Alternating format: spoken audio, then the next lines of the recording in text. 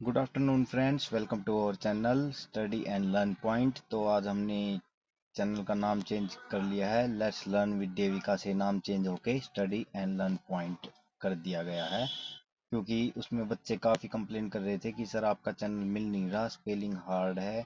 तो इस वजह से हमने स्टडी एंड लर्न पॉइंट नाम चेंज किया है। ठीक है। और आज से हम क्लास 9 स्टार्ट करेंगे। क्लास 8 तक आप देख सकते हैं, वीडियो आपको इजीली अवेलेबल हो जाएंगी, प्ले लिस्ट बनी हुई है।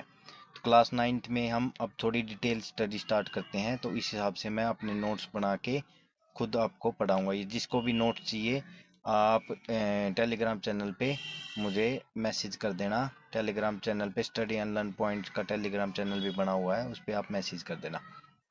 तो आज चैप्टर का नाम है what is democracy question mark, why democracy question mark. ठीक है, तो ये चैप्टर का नाम है। तो 5 चैप्टर है टोटल, तो चैप्टर फर्स्ट हम करा रहे हैं इसमें। तो स्टार्ट करते हैं।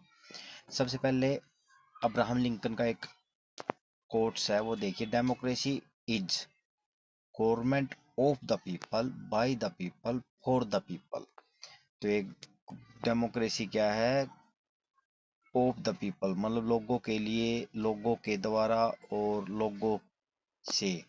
ठीक है, तो डेमोक्रेसी है। अब्राहम लिंकन ने कोर्स दिया था। डेमोक्रेसी कम फ्रॉम, ठीक है। तो नेक्स्ट आप पढ़ते हैं, democracy come from the Greek word. तो ग्रीक वर्ड से है डेमोक्रेटिया। ये देखिए आप, demokratia in Greek. Demos means क्या होता है? पीपल्स, एंड क्रेटिया मीन्स होता है रूल्स। ठीक है, so democracy is a rule by the people. तो ये हो गया पीपल, ये हो गया रूल्स, तो रूल बाय द पीपल्स। ठीक है, ये हो गया आपका डेमोक्रेसी का मीनिंग। नेक्स्ट चलिए अब, in simple words, in simple, democracy is a form of government in which the rulers are elected by the peoples. जो हेड होता है, जो रूलर्स होता है, ठीक है, वो कौन इलेक्ट करता है? By the people. तो इलेक्टेड बाय द पीपल हो, वही डेमोक्रेसी होती है। Every government that holds an election a democracy. जो भी गवर्नमेंट के इलेक्शन कराती है, क्या वो डेमोक्रेटिक कंट्री है? तो उसका आंसर है नहीं, ये कोई ज़रूरी नहीं है। बहुत सी गवर्नमेंट इलेक्शन तो कराती है, लेकिन वो डेमोक्रेटिक कंट्री नहीं है। तो इसके रीजंस आप हायर क्लास में और धीरे धीरे आप जैसे भी जैसे डेमोक्रेसी को समझते जाओगे, आपको पता चलेगा कि डेमोक्रेसी में ये ज़रूरी नहीं है कि कोई एक ही पॉइंट से हम ये बता दें कि ये डेमोक्रेटिक कंट्री है। ये ज़रूरी नहीं है कि मान लो head elected by the people है तो डेमोक्रेटिक है। ठीक है, तो उसमें बहुत सारे मतलब कई बार ऐसा भी देखा गया है कि एक ही पार्टी है और उसमें, जैसे आप नॉर्थ कोरिया का एग्जांपल लेते हैं, वहाँ पे इलेक्शन होते हैं लेकिन वहाँ पे एक ही कैंडिडेट खड़ा होता है। तो वहाँ पे क्या हुआ? मतलब इलेक्शन तो हो रहे हैं, लेकिन क्या वो डेमोक्रेटिक कंट्री बोल सकते हैं? उसको डेमोक्रेटिक कंट्री नहीं बोल सकते, क्योंकि अपोजिशन में कोई खड़ा ही नहीं हो सकता वहाँ उसके। किम जोंग उन नाम है। थोड़ा अब्राहम लिंकन के बारे में मैंने डिटेल से ऐड की है।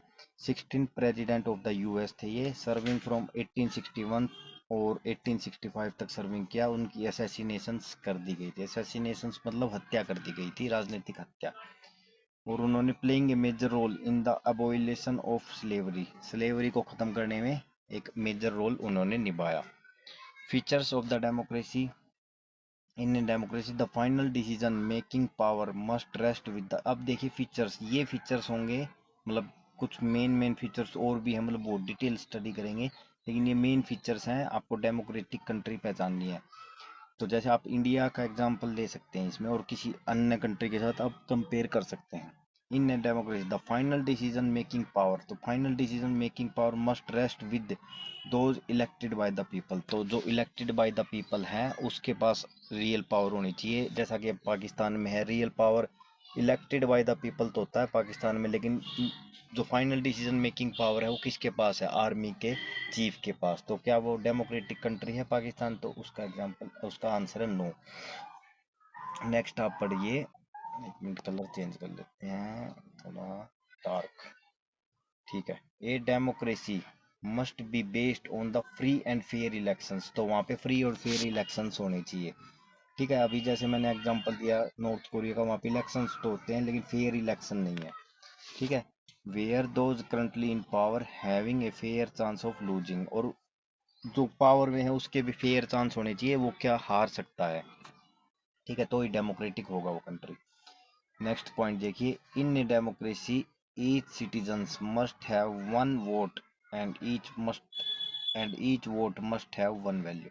तो हर किसी के पास अडल्ट फ्रेंचाइजी होनी चाहिए। वहाँ पे ये नहीं है जैसे अब ब्रिटिश राज में हमारे देश में क्या होता था, केवल कुछ ही लोग वोट कर सकते थे, ठीक है, तो ये ऐसा नहीं होना चाहिए। हर किसी के पास एक वोट की पावर होनी चाहिए, जो भी अडल्ट हो चुका है, और उसको अपने वोट देने का अधिकार होना चाहिए, और उसकी वोट की वैल्यू एक वोट के इक्वल होनी चाहिए।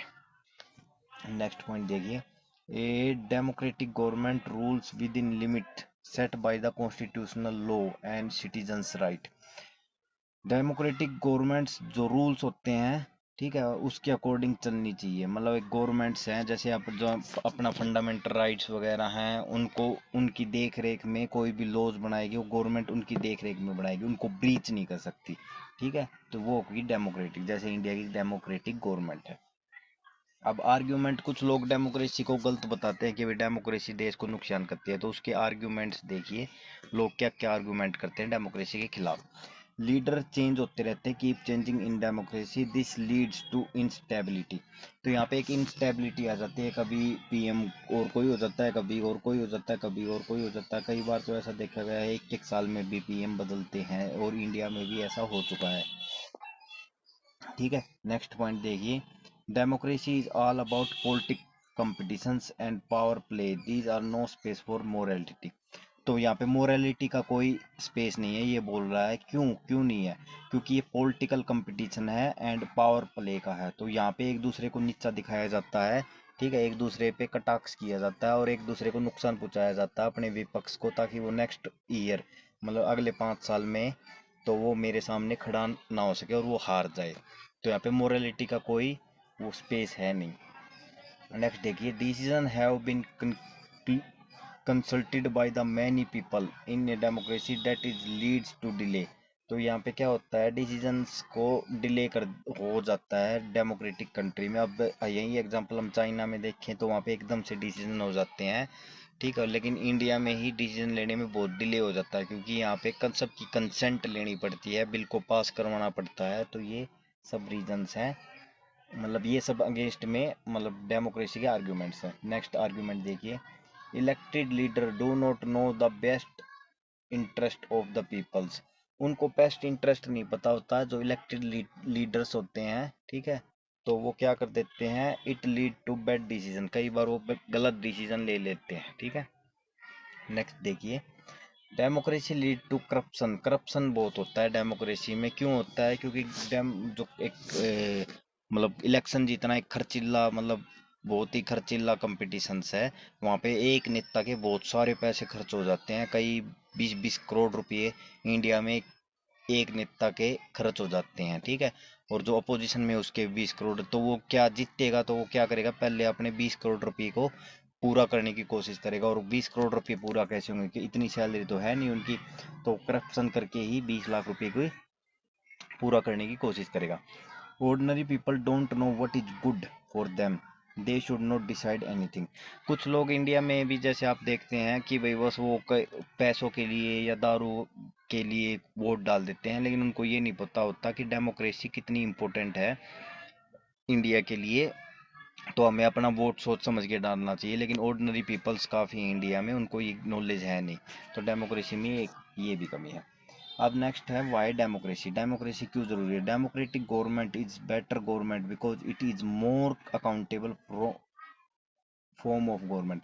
अकाउंटेबल मतलब अकाउंटेबल गवर्नमेंट होती है जो अपनी डेमोक्रेटिक गवर्नमेंट है। तो अब ये फेवर्स में जो हैं, वो पहले तो आर्ग्यूमेंट्स था भाई डेमोक्रेसी क्यों खराब है, अब फेवर्स में, क्योंकि यहाँ पे गवर्नमेंट्स क्या होती है, अकाउंटेबल होती है, ठीक है। अकाउंटेबल मतलब उसको जवाब देना होता है कि भाई मान लो कोई गलत डिसीजन लिया गया है, कोई गलत लॉ बना दिया, तो वहाँ पे गवर्नमेंट्स को क्या करना होगा, अकाउंटेबल, उसके लिए जवाब देना पड़ेगा कि भाई हमसे ये गलती हुई है। और मतलब वहाँ पे न्यूज़ वाले, ठीक है, न्यूज़ मीडिया एंड जो लोग हैं, ऑर्डिनरी लोग हैं, कॉमन लोग हैं, वो भी क्वेश्चन पूछेंगे, ठीक है। तो ये सब क्या हो जाता है, वहाँ पे एक जवाबदेही बनती है गवर्नमेंट की। नेक्स्ट देखिए, democracy improve the quality of decisions, ठीक है। Making because many people involve in decision making. Democracy में क्या होता है, क्वालिटी ऑफ डिसीजंस होती है, क्योंकि वहाँ पे हर कोई मतलब डिसीजन लेता है। अब क्वालिटी ऑफ डिसीजन का क्या मतलब हुआ, मतलब बहुत सोच समझ के डिसीजन लिया जाता है, बहुत जो बेस्ट डिसीजन होता है ऑलमोस्ट टाइम, मतलब वही डिसीजन लिया जाता है, क्योंकि वहाँ पे हर एक कोई इन्वॉल्व होता है। अब मान लो कोई ऐसा डिसीजन ले लिया गया जो मुझे बुरा लग रहा है, तो कल को मैं उस पार्टी को वोट नहीं डालूंगा। तो वहाँ पे हर एक को सोच समझ के, मतलब मेरा एरिया, मान लो कल को इन्होंने डिसीजन ले लिया कि भाई मेरे एरिया में ये रोड नहीं बनाने वाले कभी भी, तो मुझे क्या लगेगा कि भाई मुझे लगेगा कि इन्होंने मेरे एरिया में रोड नहीं बनाया, तो मैं क्या इस पार्टी को वोट दूंगा? तो नहीं दूंगा। तो ये सब सोच समझ के इन्होंने, तो बेस्ट डिसीजन लिया जाता है इसमें, डेमोक्रेसी में। इसका मतलब क्वालिटी ऑफ डिसीजन होता है।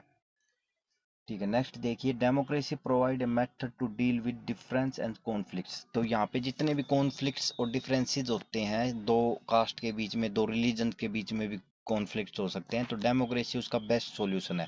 आपने देखा होगा जो भी नॉन डेमोक्रेटिक कंट्री है वहाँ पे बहुत सी लड़ाई दंगे होते रहते हैं। जैसे कम डेमोक्रेटिक कंट्री का एग्जांपल लेते हैं पाकिस्तान। पाकिस्तान में बहुत सारी लड़ाई दंगे होते रहते हैं, ठीक है। Many caste many religion so difference opinion, तो डिफरेंट ओपिनियन होंगे तो सिंपल सी बात है। और इंडिया एक सबसे बड़ा डाइवर्स कंट्री है, तो यहाँ पे तो सबसे ज्यादा डिफरेंट ओपिनियन होंगे। लेकिन डेमोक्रेसी कीप कंट्री टुगेदर, लेकिन डेमोक्रेसी क्या रखती है, कंट्री को टुगेदर रखती है। नेक्स्ट पॉइंट देखिए, democracy enhance the dignity of citizens. Dignity, सम्मान देती है सिटीजन्स को, वहाँ पे हर कोई वोटिंग कर सकता है। Democracy based on the principle of political equality, तो हर एक लोग को हर एक जितने भी पीपल्स हैं इंडिया के, जितने भी लोग हैं उनको इक्वलिटी का दर्जा देती है। ठीक है, तो ये डेमोक्रेसी का मेन वो है इक्वेलिटी। तो प्रिंसिपल डेमोक्रेसी का मेन प्रिंसिपल क्या है, इक्वेलिटी। जहाँ पे इक्वेलिटी होगी वहीं डेमोक्रेसी होगी, जहाँ इक्वेलिटी नहीं होगी वहाँ पे क्या होगी, लड़ाई स्टार्ट होगी, लड़ाई स्टार्ट होगी तो डेमोक्रेसी नहीं होगी। नेक्स्ट देखिए, next point, democracy is better than other form of government because it allows us to correct its own mistakes. अब इसमें होता क्या, मान लो गवर्नमेंट से कोई कल को कोई मिस्टेक होगी तो, और लोगों को पसंद नहीं आई, तो वो लोग क्या करेंगे, उस पार्टी को वोट नहीं देंगे। जो नेक्स्ट पार्टी आएगी उस पार्टी को पता होगा कि हम ये डिसीजन चेंज करेंगे तो लोग खुश होंगे, तो इसमें क्या होता है, करेक्ट हो जाता है डिसीजन ऑटोमेटिकली। मिस्टेक, जो भी डिसीजन या मिस्टेक हुई है, गलत लिया गया है कोई डिसीजन, तो वो ठीक हो जाता है। On mistake either the rulers have to change their decision और the rulers can be change. तो या तो रूलर्स अपना डिसीजन चेंज कर ले, नहीं तो उसे पता है कि अगले 5 साल में मैं नहीं आने वाला। नेक्स्ट एक ये वोकैब भी मैंने ऐड कर रखी है, तो जो भी पॉलिटी में जो भी वर्ड होते हैं उसकी वोकैब वगैरह मैं ऐड कर दिया करूंगा, क्योंकि पॉलिटी की थोड़ी वोकैब हार्ड होती है। अब रिगिंग क्या होता है, the practice of using illegal method to obtain a particular result in an election. Illegal method use करना to obtain a particular election में, ठीक है, इलेक्शन में खुद को जीतने के लिए इलीगल मेथड का यूज करना, उसी को बोलते हैं रिगिंग। ठीक है, तो जहाँ पे रिगिंग होगी वहाँ पे डेमोक्रेसी को खतरा होगा। ठीक है, तो रिगिंग नहीं होनी चाहिए। ठीक है, नेक्स्ट ये चैप्टर कंप्लीट हो गया। आई होप आपको मेरी वीडियो पसंद आई होंगी। अगर आप कमेंट करके कोई कमी लगी तो मेरी वीडियो को कमेंट करें, और मेरी वीडियो अच्छी लग रही है तो लाइक करें, सब्सक्राइब करें और अपने फ्रेंड्स को शेयर करें, क्योंकि शेयर करने से ही आपकी नॉलेज भी इंक्रीज होगी, क्योंकि वो आपसे डिस्कशन करेगा, आपसे पूछेगा कि भाई इसमें क्या है क्या है। तो आपके फ्रेंड को भी शेयर करोगे तो आपकी नॉलेज भी इंक्रीज होगी। Thank you very much.